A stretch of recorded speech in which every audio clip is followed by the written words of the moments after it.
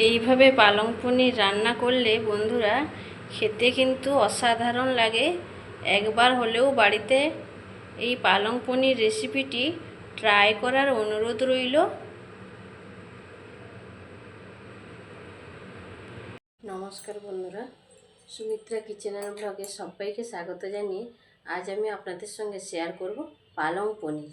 তো আপনারা সঙ্গে থাকুন, পুরো ভিডিওটা প্রথম থেকে শেষ পর্যন্ত দেখতে থাকুন। আশা করি আপনাদের খুব ভালো লাগবে। তো চলুন এবার রেসিপিটা শুরু করি। পালং পনির বানানোর জন্য প্রথমে আমি পালং শাকটাকে ভাপিয়ে নেব। পালং শাকটা ভাপানোর জন্য কড়াইতে দিয়ে দিয়েছি কিছুটা পরিমাণ জল। জলের মধ্যে দিয়ে দেব 1 চামচ মতো চিনি। চিনিটা দেওয়ার কারণ পালং শাকের কালারটা একেবারে ফ্রেশ সবুজ থাকবে। জলটা ফুটতে শুরু করেছে, এখন আমি কেটে ধুয়ে রাখা ফ্রেশ পালং শাকটা দিয়ে দেব।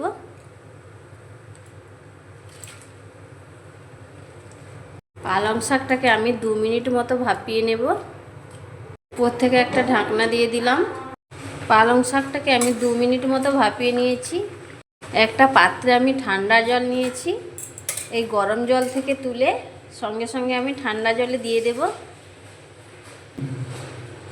এই যে ঠান্ডা জলে দিয়ে দিলাম। মিক্সির একটা জার নিয়েছি, এই জারের মধ্যে দিয়ে দেব সেদ্ধ করে রাখা পালং শাকটা। পালং পনির বানানোর জন্য এখানে আমার 3 আঁটি পালং শাক আছে। সেদ্ধ করে নেওয়া পালং শাকের মধ্যে দিয়ে দেব কিছুটা ধনেপাতা, কাঁচা লঙ্কা নিয়েছি, এটাও দিয়ে দিচ্ছি। সুন্দর একটা পেস্ট বানিয়ে নেব। পালং শাক আর ধনেপাতার মিহি একটা পেস্ট বানিয়ে নিয়েছি। এই দেখুন, আরও একটা মশলার পেস্ট বানিয়ে নেব। জারটা ধুয়ে নিয়েছি। দিয়ে দেব রসুন, দিয়ে দেব আদা। আদাটাকে আমি কুচি করে নিয়েছি ভালো পেস্টের জন্য। রসুন আর আদা কুচি দেওয়ার পর এখন দিয়ে দিচ্ছি কাজু বাদাম। 3টে টমেটোকে কুচি করে নিয়েছিলাম, এটা দিয়ে দিচ্ছি। এই রসুন, আদা, কাজু আর টমেটো একসঙ্গে দিয়ে দিলাম। এটার একটা সুন্দর পেস্ট বানিয়ে নেব। মশলাটার সুন্দর একটা আমি পেস্ট বানিয়ে নিয়েছি। এই দেখুন, এমন করে পেস্ট করেছি। এখন মূল প্রসেসে চলে যাব। পালং পনির বানানোর জন্য আমি এখানে 500 গ্রাম পনির নিয়েছি। পনিরটাকে আমি এই রকম পিস করে কেটে নিয়েছি। এখন ভেজে নেব। কড়াইতে দিয়ে দিয়েছি সাদা তেল। তেলটাকে গরম করে নিয়েছি। কেটে রাখা পনিরগুলো দিয়ে দেব। অল্প একটু লবণ ছড়িয়ে দিচ্ছি। পনিরটাকে আমি হালকা করে ভেজে নেব। পনিরটাকে আমি হালকা করে ভেজে নিয়েছি। এই দেখুন, এরকম করে ভেজে নিয়েছি। এখন তুলে নেব। একটা হাতা নিয়েছি, হাতার সাহায্যে তুলে নেব।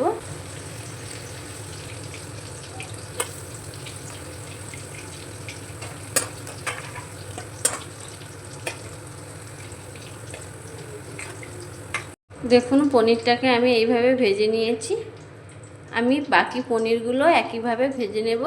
পনিরগুলো ভেজে নিয়ে ওই তেলের মধ্যে দিয়ে দেব 2টো তেজপাতা। তেজপাতাটা কেটে দিয়ে দিয়েছি। ভেজে নেব তেজপাতাটা। দিয়ে দেব 1 চামচ গোটা জিরে। জিরেটা ভেজে নিয়েছি। এখন দিয়ে দেব কুচনো পেঁয়াজ। 4টে পেঁয়াজ আমি কুচি করে নিয়েছিলাম, ওইটা দিয়ে দিলাম। আজকে পুরো রান্নাটা আমি সাদা তেলে করছি। পেঁয়াজটাকে আমি ভালো করে ভেজে নেব। দেখুন, পেঁয়াজটাকে আমি ব্রাউন কালার করে ভেজে নিয়েছি। দিয়ে দেবো এখন মশলার পেস্ট। এই যে মশলার পেস্ট বানিয়ে রেখেছিলাম, এইটা দিয়ে দিচ্ছি। ভালো করে মিশিয়ে নেব। গ্যাসের ফ্লেমটা মিডিয়ামে রেখে মশলাটা আমি এইভাবে নাড়াচাড়া করব। আদা, রসুন আর টমেটোর কাঁচা গন্ধ চলে যাওয়া পর্যন্ত অপেক্ষা করব। আদা, রসুন আর টমেটোর কাঁচা গন্ধটা চলে গিয়েছে। এখন এর মধ্যে কিছু গুঁড়ো মশলা অ্যাড করব।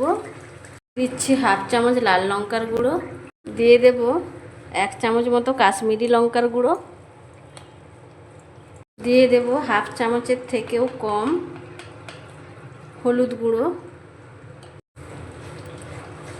ভালো করে একটু মিশিয়ে নেব।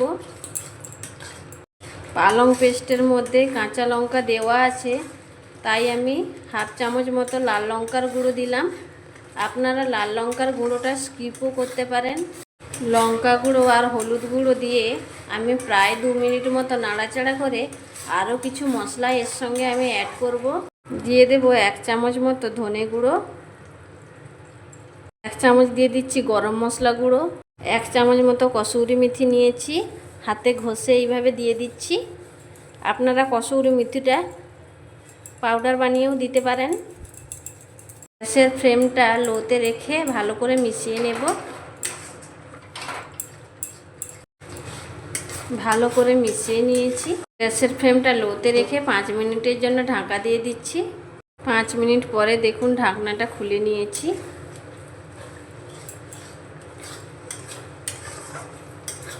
এখন এর মধ্যে দিয়ে দেব পরিমাণ মতো লবণ, 1 চামচ মতো লবণ দিচ্ছি।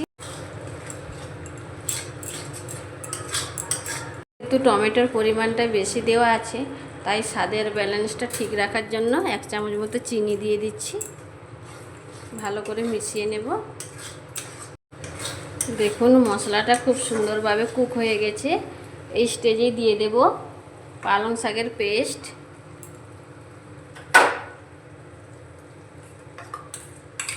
ভালো করে মিশিয়ে নেব।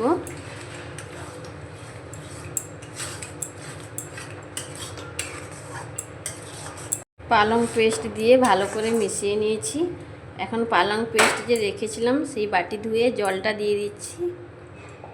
ভালো করে আবারও মিশিয়ে নেব। গ্যাসের ফ্লেমটা এখন লোতে রেখেছি। আমি অল্প একটু জল দিয়ে দিচ্ছি।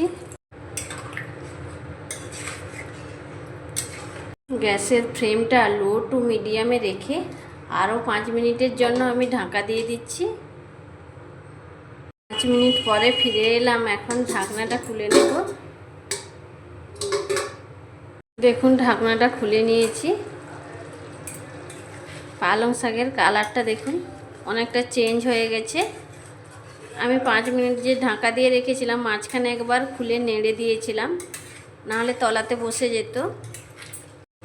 এখন আমি ভেজে রাখা পনিরগুলো দিয়ে দেব। ভালো করে একটু নাড়াচাড়া করে মিশিয়ে নেব। 1 চামচ মতো বাটার দিয়ে দিচ্ছি। ভালো করে মিশিয়ে নেব। গরম পড়ে গেলে বাজারে খুব একটা আর পালং শাক পাওয়া যাবে না। তো এখনও বাজারে কিন্তু যথেষ্ট পরিমাণ পালং শাক পাওয়া যাচ্ছে। তো বাজার থেকে পালং শাক নিয়ে এসে এইভাবে বাড়িতেই বানিয়ে ফেলুন পালং পনির। খেতে কিন্তু অসাধারণ লাগে। অবশ্যই একবার বাড়িতে ট্রাই করবেন।